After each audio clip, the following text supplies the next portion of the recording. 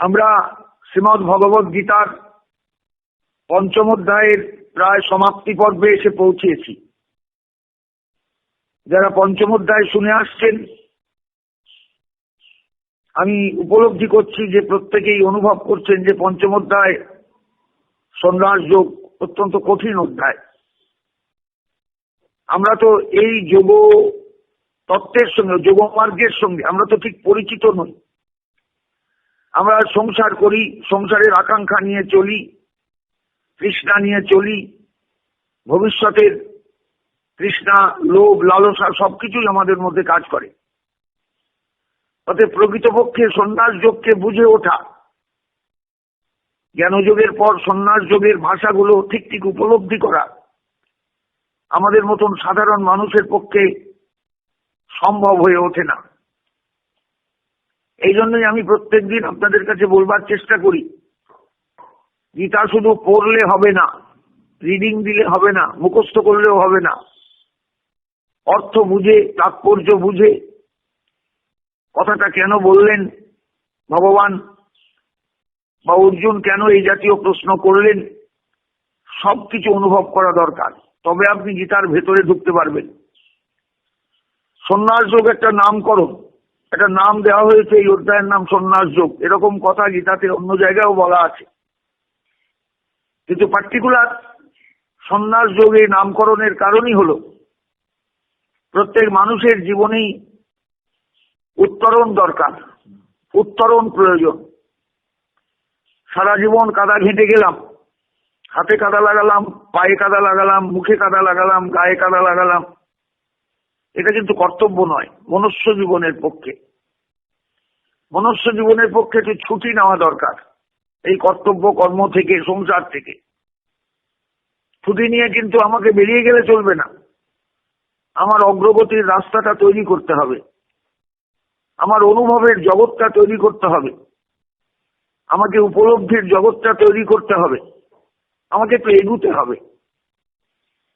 অর্থাৎ সেই উপনিষদের ভাষা চড়ই বেতি, চড়ই বেতি, চড়ই বেতি, এগিয়ে চলো, এগিয়ে চলো, এগিয়ে চলো। চড়ো এব এতি, চড়ো এব এতি, সন্ধি করলে চড়ই বেতি, এগিয়ে চলো, এগিয়ে চলো, প্রসিড প্রসিড প্রসিড।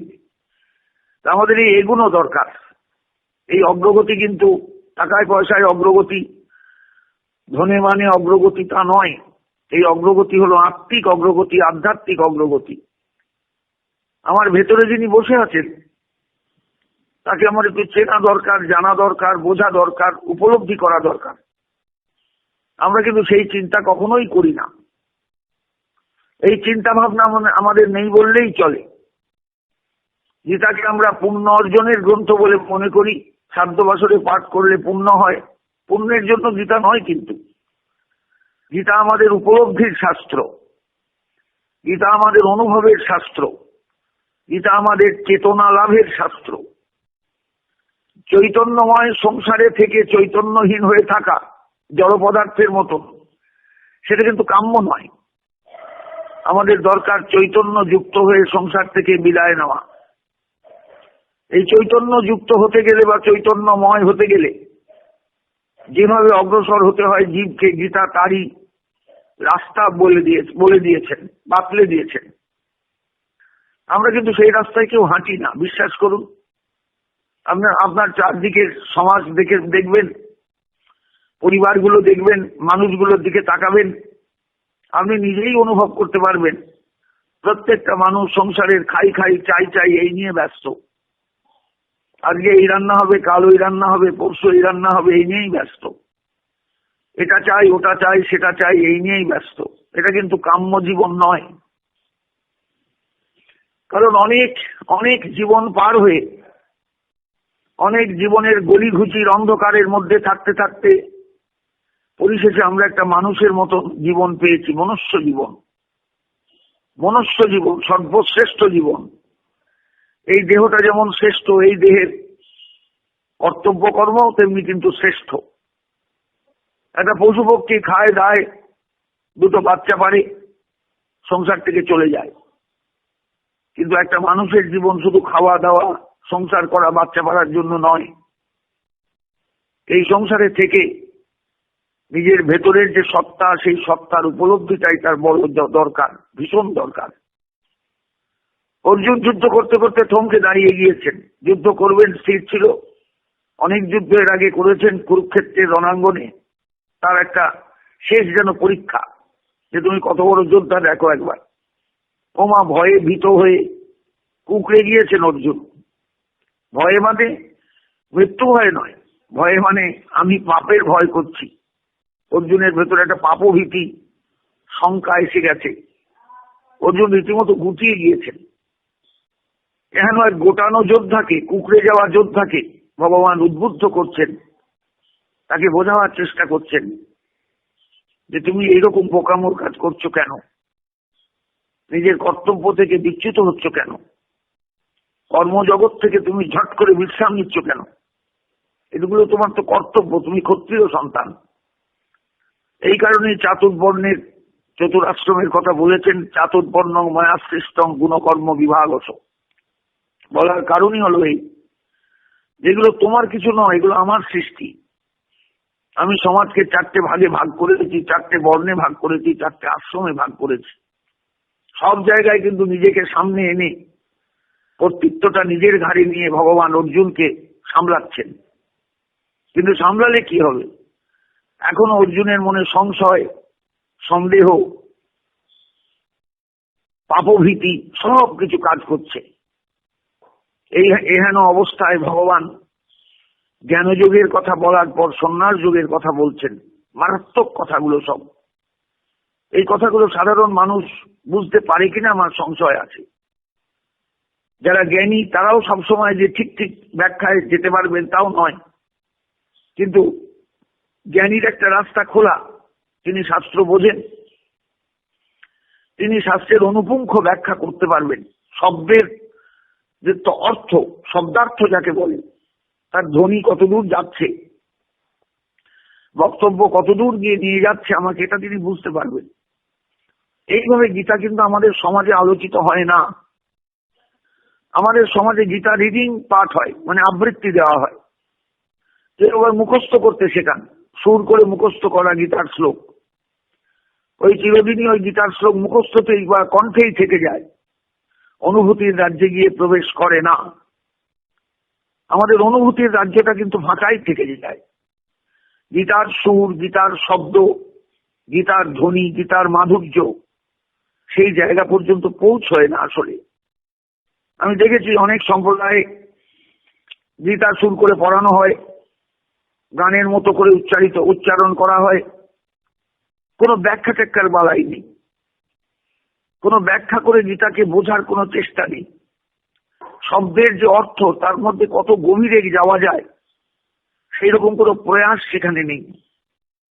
শুধু মানুষকে একটু গীতা সম্পর্কে প্রবুদ্ধ করা, তাও সেখানে এমন কিছু বক্তব্য রাখা হয় না যাতে মানুষ গীতায় প্রবুদ্ধ হতে পারে।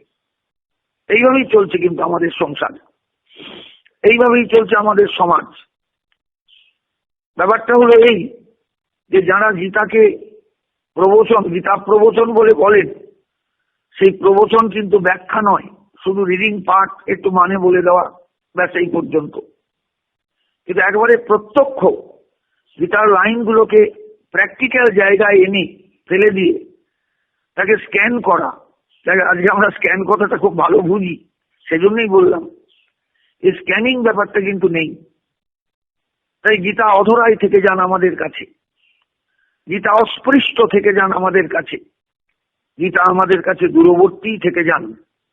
আমরা তাকে কাছে টানতে পারি না, ভালোবাসতে পারি না। গীতা যেন আমাদের কাছে একটা ভয়ের বিষয়, আনন্দের বিষয় নয়। এই জন্যই আমার এই গীতার আলোচনায় প্রবেশ।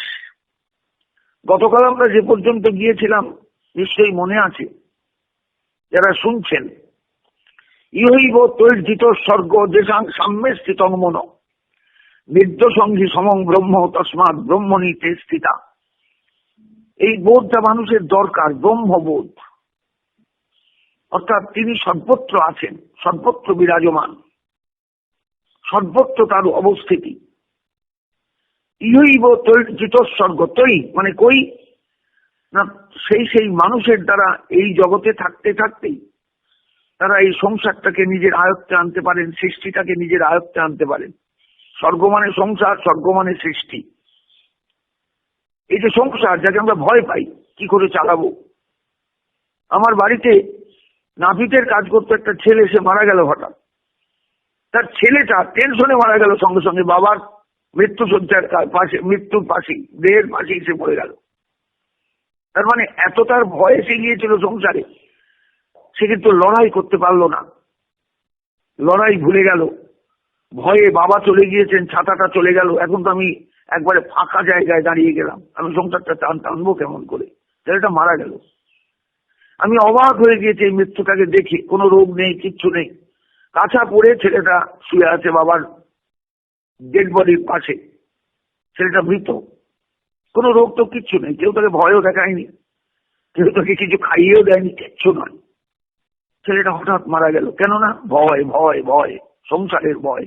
আমি চালাবো কি করে সংসার, বাবা চলে গেলেন, এই সংসারটা দেখবি কে। তার মানে অবস্থাটা বুঝুন একবার, যে আমরা কত ভয়ে ভয়ে জীবন ধারণ করি। কিন্তু মানুষকে নির্ভীক হতে হয়। এই তৈর্জিত স্বর্গ, এই সৃষ্টিটা তাদের হাতের মুঠোর মধ্যে থাকে। যে সাম্যে স্থিতং মন, যারা সমতা ভাব নিয়ে, সাম্য ভাব নিয়ে জগতে চলতে পারে। জগতে উপর নিচ কিছু নয়, ওঠানামা কিছু নয়, উঁচু নিচু কিছু নয়, সর্বত্র সমান, কারণ সর্বত্র ব্রহ্ম আছেন। যেহেতু ব্রহ্ম সর্বত্র আছেন এবং তিনি নির্দোষ, অতএব নির্দোষ অঙ্গী সমং ব্রহ্ম। এই সমত্ব বুদ্ধি নিয়ে চললে, সমভাব নিয়ে চললে, কোথাও বৈষম্য না হলে, তাহলে ব্রহ্মবোধটা খুব চট করে অনুভব করা যায়। অতএব যারা ব্রাহ্মী স্থিতি নিয়ে জীবনে চলতে পারেন, তারাই কিন্তু জগতের শ্রেষ্ঠ। এই জন্য গীতার 2য় অধ্যায়ে ভগবান শেষে বলে এসেছেন, এসব ব্রাহ্মী স্থিতি পার্থ। এই যে তোমাকে আমি স্থিতপ্রজ্ঞের লক্ষণ বললাম অর্জুন, এই শ্লোক কটাকে মনে মনে চিন্তা করো, একটা মানুষকে মনে মনে কল্পনা করো, এই সমস্ত গুণে তিনি গুণময়। বুঝতে পারবে এই মানুষটাই হলেন ব্রাহ্মী স্থিতিতে অবস্থানরত, মানে অবস্থান করছেন, তার ব্রাহ্মী স্থিতিতে স্থান হয়েছে, ব্রাহ্মী স্থিতি তিনি লাভ করেছেন। সেই ব্রাহ্মী স্থিতিটা আবার স্মরণ করালাম এই কারণে, আমাদের প্রত্যেকের জীবনে এই ব্রাহ্মী স্থিতিটা দরকার আছে। মানুষ যে অবস্থায় থাকুক, যাই উপার্জন করুক, যত অভাব অনটনই তার জীবনে আসুক, তার একটা ব্রাহ্মী স্থিতিতে সবসময় বিদ্যমানতা দরকার। ইহৈব তৈর্জিত স্বর্গ, তৈ মানে কই, আবার বলছি, যারা একমাত্র ব্রহ্মের সমস্ত বোধকে অনুভব করেন, ব্রহ্ম সর্বত্র আছেন, এই অস্তিত্বটাকে যাদের অনুভবে সবসময় ধরা যায় বা যারা অনুভব করতে পারেন, তারাই কিন্তু এই ব্রহ্ম তত্ত্বকে নিয়ে সবসময় চলতে পারেন। সবাই নয় কিন্তু, আমরা সাধারণ মানুষ, আমরা তো গুণময় জীবনযাপন করি। হ্যাঁ, গুণধর্ম এই সন্ন্যাস যোগের সাধকেরও থাকবে, গুণধর্ম সেখানেও কাজ করবে, কিন্তু তিনি তার নিজ গুণে, নিজ ক্ষমতায়, নিজ মহিমায় তিনি সেই গুণধর্মকে অতিক্রম করে, গুণধর্মকে পাশে রেখে বা পেছনে রেখে তিনি এগিয়ে যাবেন তার নিজস্ব পথে। কিভাবে? ব্রহ্ম সর্বত্র আছেন, আমার মধ্যেও আছেন, আমার মধ্যেও তিনি কাজ করছেন, সকলের মধ্যে তিনি রয়েছেন, সকলের মধ্যে তিনি কাজ করছেন। নির্দোষ সঙ্গীত, এবং তিনি নির্দোষ, তিনি সমতত্ত্ব, তিনি সাম্যবোধ, তিনি সমভাবাপন্ন, সর্বত্র তার একই দৃষ্টি। উঁচু জায়গায় উঁচু দৃষ্টি, নিচু জায়গায় নিচু দৃষ্টি তা নয় কিন্তু। নির্দোষ সঙ্গী সমং ব্রহ্ম, খুব ভালো করে কথাগুলো বুঝবেন। এই ব্রহ্ম নির্দোষ, এই ব্রহ্ম সমবোধ, সমভাব সম্পন্ন, সর্বত্র তিনি আছেন। খারাপ বস্তুতে আছেন, ভালো বস্তুতে আছেন, যে মানুষ ভালো তার মধ্যেও আছেন, যে মানুষ খারাপ তার মধ্যেও আছেন, যে প্রাণীটা ভয়ঙ্কর তার মধ্যেও আছেন, যে প্রাণীটা শান্ত তার মধ্যেও আছেন, যে বৃক্ষটা বিষাক্ত তার মধ্যেও আছেন, যে বৃক্ষটা অত্যন্ত আমাদের কাছে প্রয়োজনীয় তার মধ্যেও আছেন, সর্বত্র আছেন। তস্মাৎ ব্রহ্মণি তে স্থিতা। এই সমবুদ্ধি এইভাবেই আনতে হবে আমাদের প্রত্যেকের। ব্রহ্মবোধে একটা সমবুদ্ধি বিশিষ্ট হতে হবে, এবং তবেই কিন্তু ব্রহ্মের স্থিতিটা সার্থক হবে, ব্রহ্ম ভাবটা সার্থক হবে। ব্রহ্ম চেতনাটা সার্থক হবে।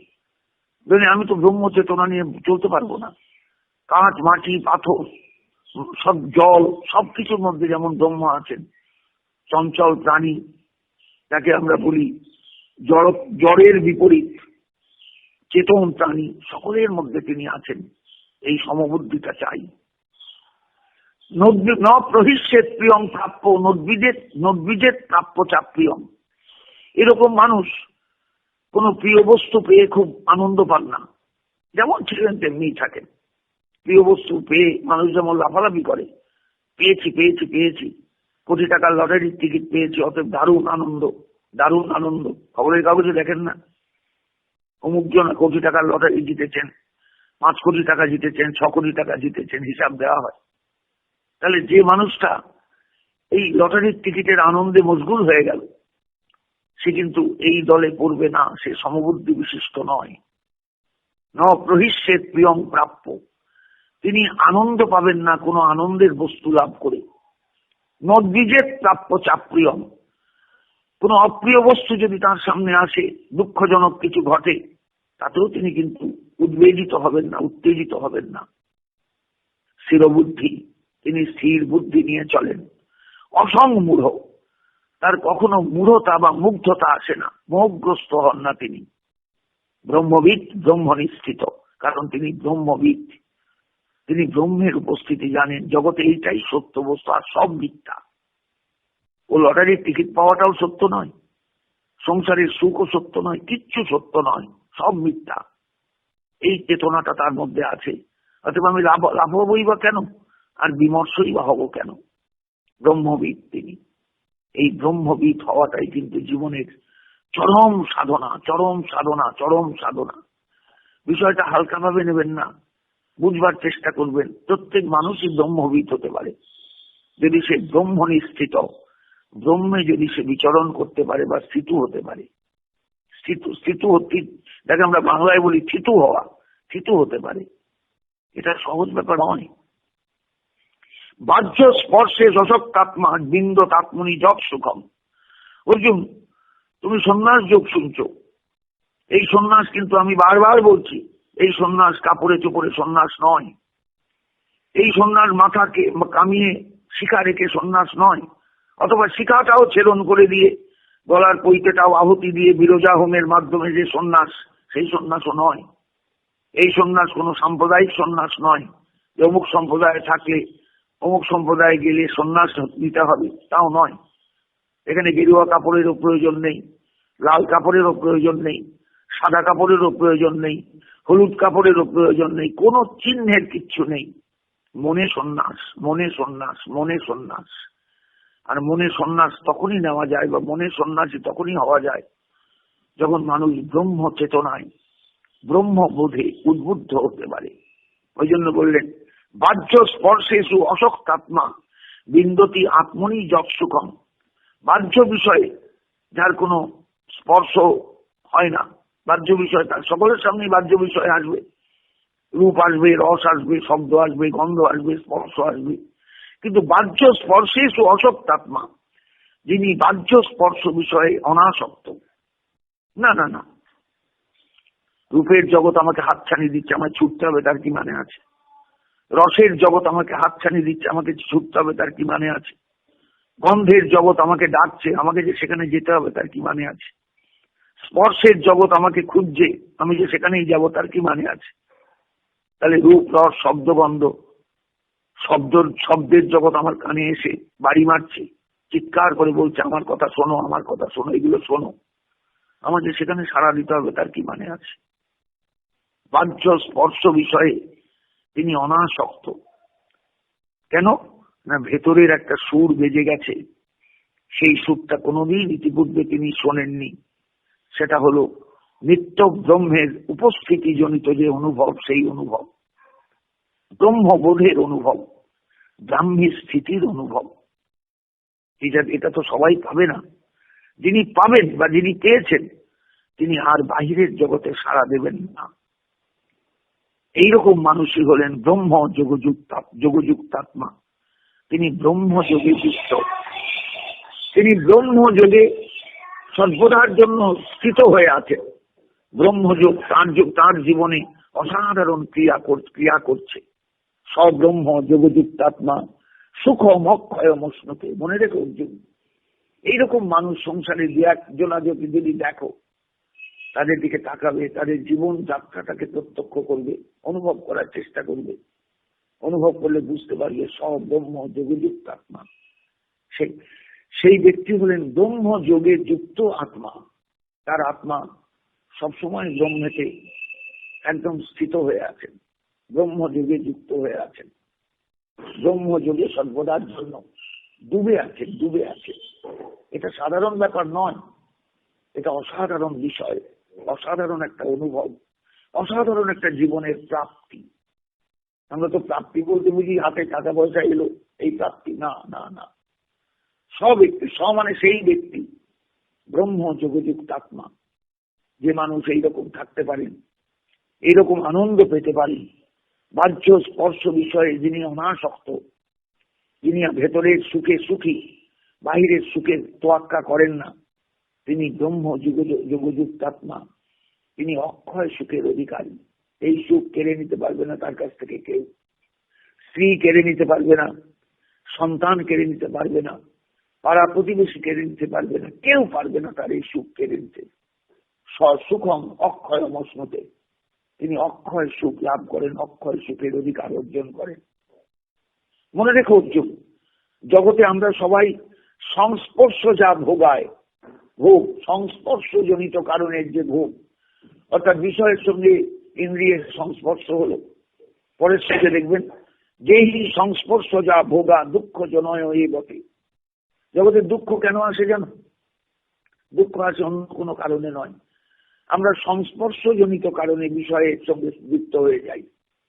চোখ হঠাৎ একটা রূপে আটকে গেল, কান শব্দে আটকে গেল, জিহ্বা রসে আটকে গেল, তারপরে ত্বক ইন্দ্রিয় স্পর্শে আটকে গেল, রূপ আর নাসিকা গন্ধে আটকে গেল। আমরা প্রতিনিয়ত এই 5টা বিষয়ের মধ্যে দিয়ে সংসারে যাতায়াত করি। অর্থাৎ যে কোনো মুহূর্তে যে কোনো বিষয়ে আমাদের ইন্দ্রিয় আটকে যেতেই পারে, যাবেই, যেতে পারে নয়, যাবেই, এবং আমরা হারিয়ে যাব। যিনি এইরকম গ্রাম্য স্থিতি নিয়ে চলেন, এই সন্ন্যাস যোগে যিনি সিদ্ধি লাভ করেছেন, গীতার যে সন্ন্যাস যোগ তাতে যিনি সিদ্ধি লাভ করেছেন, তিনি সংস্পর্শজনিত কারণে যে ভোগগুলো আমাদের সামনে আসে, সেই ভোগগুলোকে কখনো পছন্দ করেন না। তারা জানেন দুঃখ জনয় এ বটে, এগুলো দুঃখের কারণ।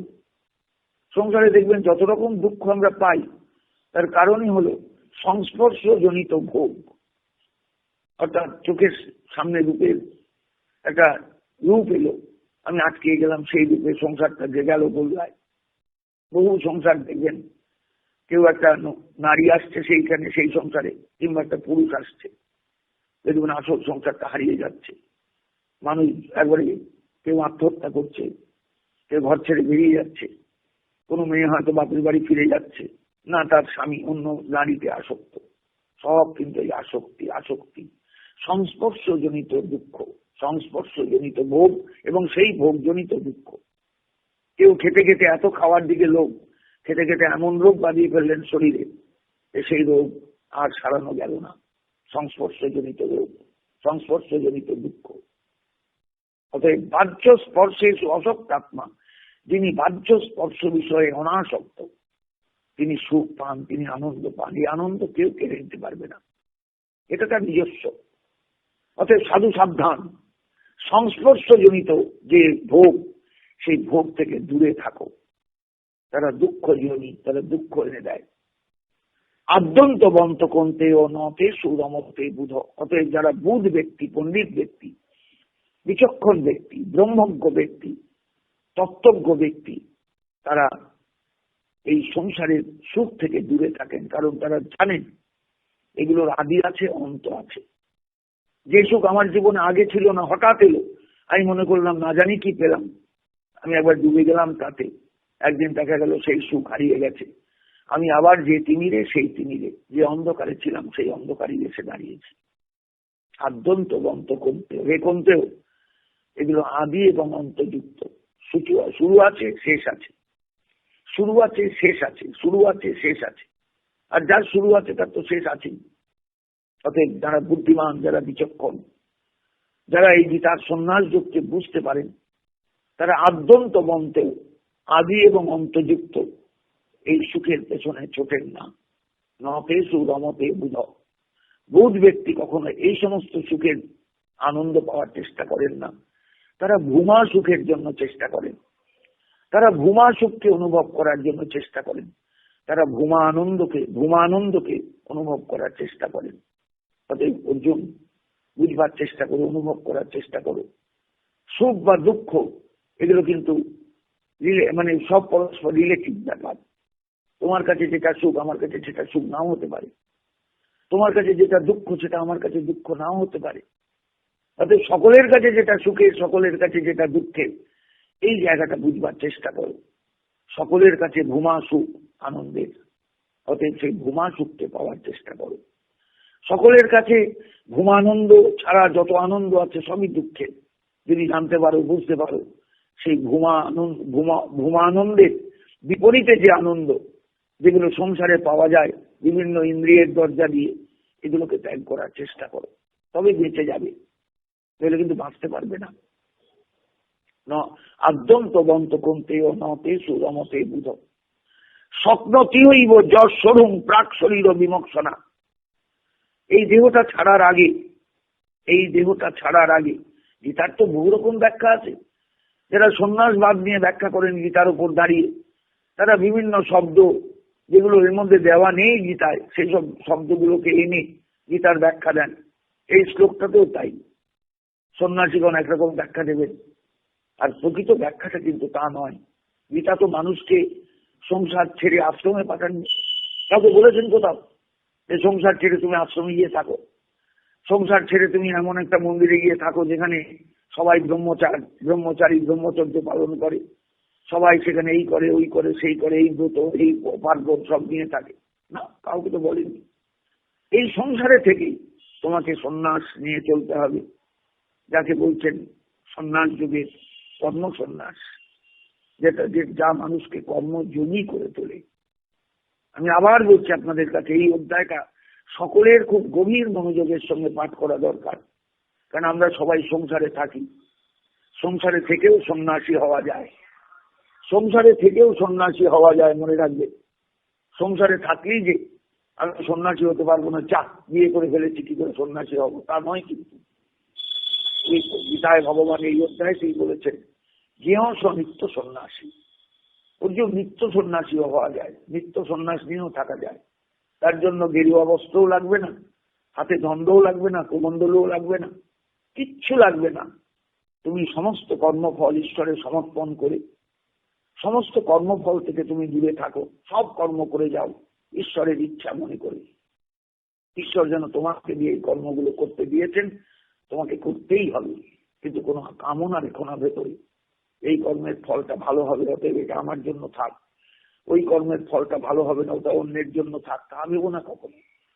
ফলাকাঙ্ক্ষা শূন্য হয়ে কর্মে প্রবৃত্ত হও, তবেই তুমি প্রকৃত কর্ম সন্ন্যাসী হতে পারবে। ফলাকাঙ্ক্ষা শূন্য হয়ে কর্ম করতে করতে চলো, তবেই তুমি জীবনে কর্মযোগী রূপে প্রতিষ্ঠা পাবে। ঈশ্বর তোমাকে সাহায্য করবেন, গীতা তোমাকে অত্যন্ত সাহায্য করবেন, গীতা তোমাকে কৃপা করবেন, তুমি যদি প্রকৃত কর্মযোগী হয়ে উঠতে পারো। পরিষ্কার বলছেন, স্বপ্নতি হইব যশ স্বরূপ তাক শরীর বিমোক্ষণা। শরীরটা তো একদিন চলে যাবে, তোমারও যাবে, সকলের যাবে। শরীর বিমোক্ষণা প্রাক, শরীর ত্যাগের আগেই যিনি চেষ্টা করেন, কি চেষ্টা করেন? কাম ক্রোধোদ্ভবং বেগং সযুক্ত সসুখী নর। কাম এবং ক্রোধের যে তাড়না সৃষ্টির মধ্যে, আমাদের সকলের মধ্যে যে আমরা কামের তাড়না অনুভব করি, ক্রোধের তাড়না অনুভব করি, এগুলোকে যিনি ত্যাগ করে চলতে পারেন, পরিষ্কার বলছেন, স্বপ্নতিও যশ স্বরূপ তাক শরীর বিমোক্ষণা। শরীর ত্যাগের আগ পর্যন্ত, মানে মৃত্যুর আগ পর্যন্ত যিনি কামের যে বেগ, ক্রোধের যে বেগ, এগুলোকে যিনি সহ্য করতে পারেন, প্রকাশিত হয় না, তাকে দেখলে বোঝা যাবে না তিনি ক্রুদ্ধ হয়েছেন, তাকে দেখলে বোঝা যাবে না তিনি কামার্ত হয়েছেন, কোনো কামনাই তার মধ্যে নেই। কোনো ক্রোধের প্রকাশ তার মধ্যে নেই। এইরকম যদি কোনো মানুষ দেখো, ভাববে তিনি ব্রহ্মযুক্ত, তিনি ব্রাহ্মী স্থিতিতে রয়েছেন, স্বযুক্ত স্বসুখী নর। এইরকম মানুষই জগতে যুক্ত যোগী হয়ে থাকতে পারেন। এই নিত্য সন্ন্যাসীর চরিত্র। শরীর যতদিন আছে ততদিন আমাকে কাম এবং ক্রোধের বেগ সামলে যেতে হবে, কোনোভাবেই সেই বেগকে বাড়তে দিলে চলবে না। এই দুটোই তো সবচেয়ে বড় শত্রু আমাদের। তাদের শত্রু দুটোকে চিনতে হবে। অর্জুনকেও যেন প্রকারান্তরে বুঝিয়ে দিলেন, সামনে যে শত্রু দেখছো কুরুক্ষেত্রের রণাঙ্গনে, এরা তোমার শত্রু নয়, তোমার শত্রু তোমার ভেতরেই রয়েছে। পরে বলবেন, দেখবেন কি তার কাম হয়েছ, ক্রোধ হয়েছ, রজগুণ সমদ্ভব, মহাসন মহাপাপমা বৃদ্ধে নবীর বৈরিনম। বুঝতে পারছেন? এগুলো গীতার বোধহয় হয়েছে কি হয়নি মনে করতে পারছেন, হতে পারে। আপনারা একটু করে দেখবেন, কাম ক্রোধকে গোবিন্দ শত্রু বলেছেন।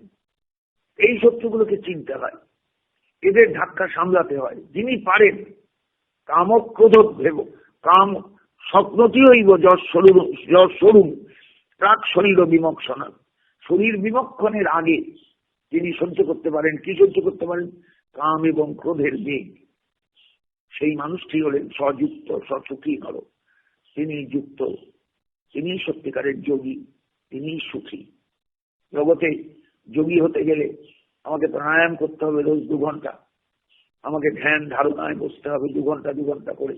তাহলে আপনি সংসার করবেন কখন? সংসারটা তাহলে মাইনাস হয়ে গেল। সংসার করলেন তাহলে কি জন্য?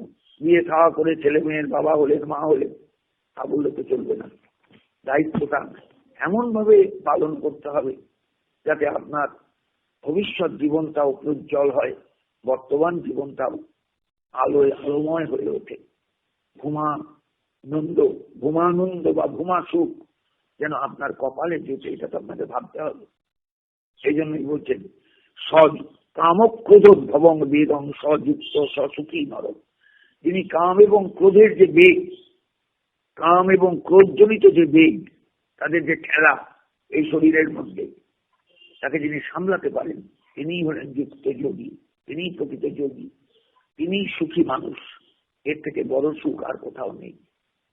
অর্থাৎ বুঝিয়ে দিলেন ভগবান খুব ভালো করে যে অর্জুন, নিজের ভেতরের শত্রুগুলোকে চিনতে হয়, বাইরের শত্রুকে পরে চেনো, নিজের ভেতরের শত্রুগুলোকে চিনি, সেই শত্রুগুলোকে জয় করার চেষ্টা করো। অধ্যায় প্রায় শেষ হয়ে আসছে। যে অন্তঃসুখ অন্তরারাম তথা অন্তর্জ্যোতিরেব চ সযোগী ব্রহ্ম নির্বাণম ব্রহ্মভূত অধিগচ্ছতি। অর্জুন, ব্রহ্ম নির্বাণ, ব্রহ্মভূত হওয়া, ব্রাহ্মী স্থিতি লাভ করা, অনেক কথা তো তোমায় বলে এলাম। তার মানে কি? তোমার মুখটা চেঞ্জ হয়ে যাবে, পরিবর্তিত হয়ে যাবে, তোমার হাত পা গুলো আরো লম্বা হয়ে যাবে, তুমি অনেক দীর্ঘাকৃতি হয়ে যাবে, তা নয় কিন্তু অর্জুন।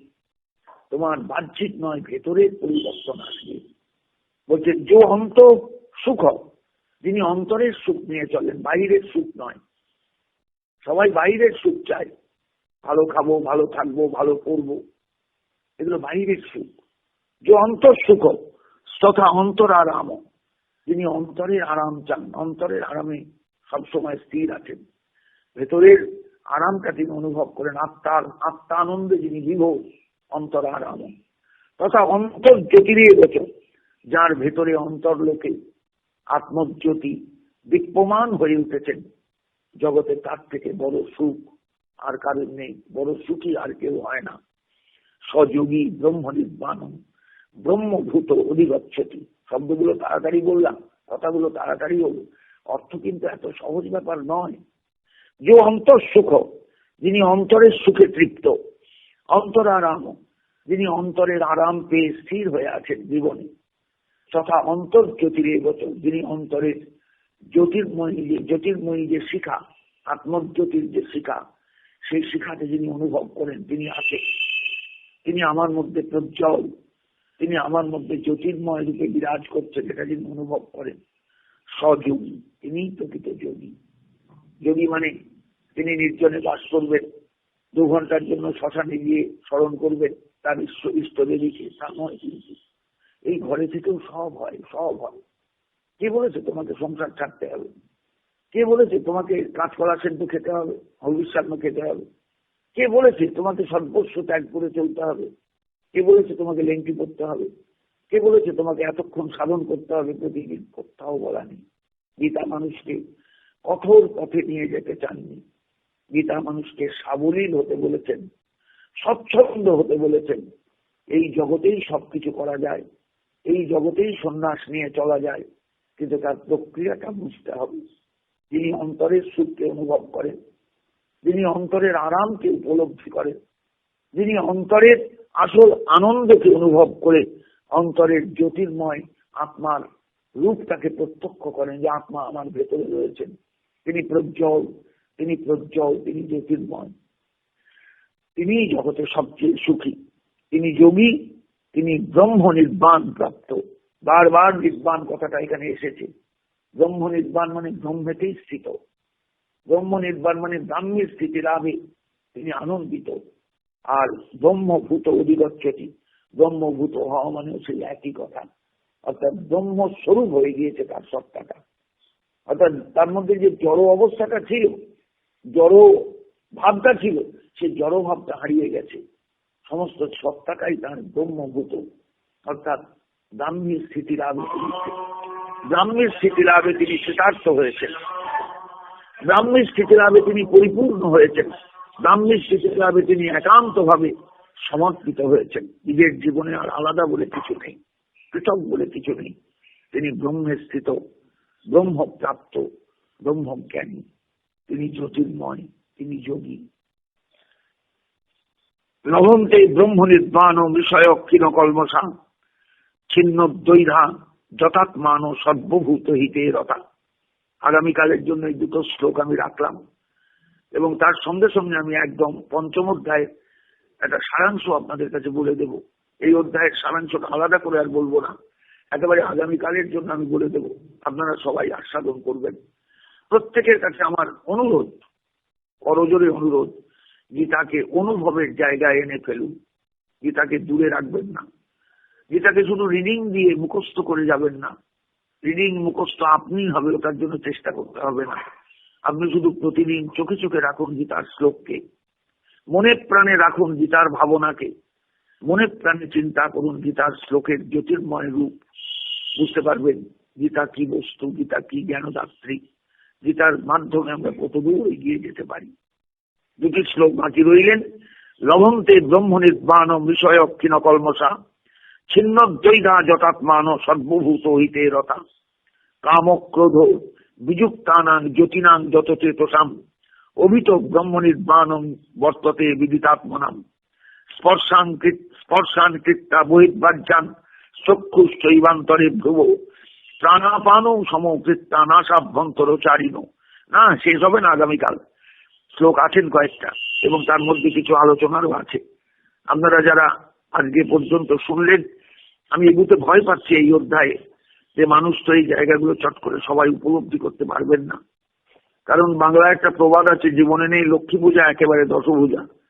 যার বাড়িতে জীবনে লক্ষ্মী পূজার আয়োজন হয়নি, তার বাড়িতে যদি দুর্গা পূজা করবার ইচ্ছা হয় সেই গৃহস্থের, তাহলে যেমন সে বিপদগ্রস্ত হবে। কি করব, কোথায় যাব, কাকে ডাকবো, কে আমার জোগাড় করবে, কে আমার সবকিছু করে দেবে।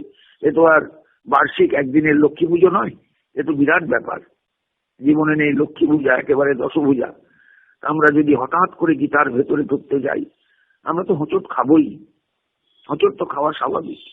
অতএব সেই কারণেই প্রত্যেকের কাছে আমার করজোরে অনুরোধ, গীতা শুনতে গিয়ে, গীতা অনুভব করতে গিয়ে কোনো আলস্য করবেন না। গীতা বুঝবেন, শ্লোকগুলো কানে যাবে, বারবার শ্লোকগুলোকে বললে নিজের কানেই নিজে যাবে, শুনবেন, এবং তারপরে শ্লোকের ভেতরে ঢুকে শব্দার্থগুলো বুঝবার চেষ্টা করবেন।